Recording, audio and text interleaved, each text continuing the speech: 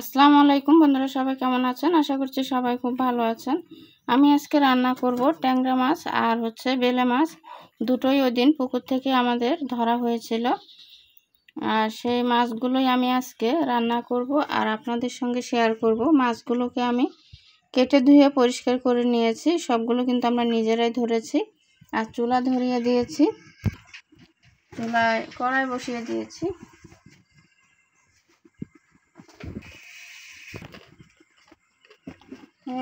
তেল দিয়ে দিয়েছি,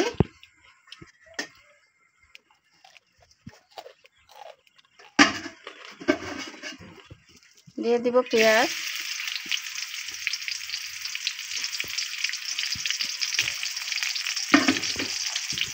পেঁয়াজটাকে লাল করে নেব।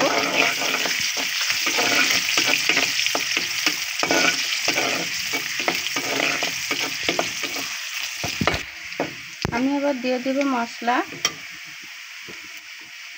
আমি এখানে মশলা রেডি করে রেখেছি, পেঁয়াজ, রসুন, মরিচ, ধনে জিরা আর হলুদ, লবণ সব একসঙ্গে দিয়ে কিন্তু ভিজিয়ে রেখেছি।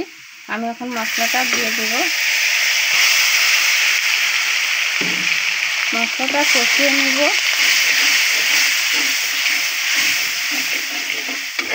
একটু পানি দিয়ে দেব, বাটিটা দিয়ে দিচ্ছি।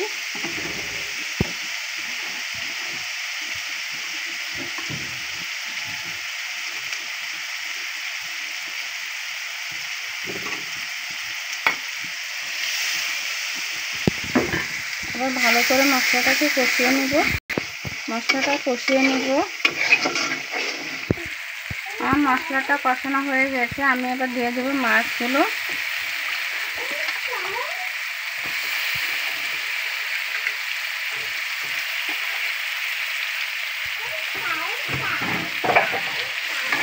মাছগুলোকে একটু কষিয়ে নেব।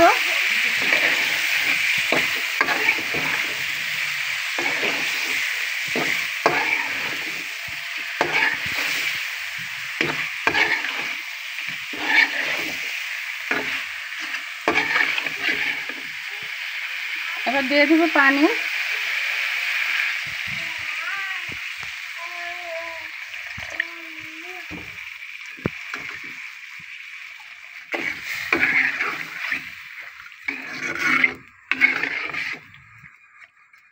কটা কাঁচামরিচ দিব।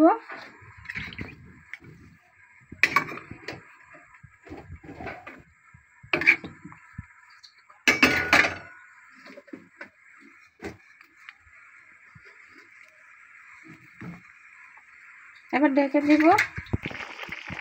আমি এবার কিছুটা ধনেপাতা দিয়ে দিচ্ছি, আর একটু ঢেকে দিব।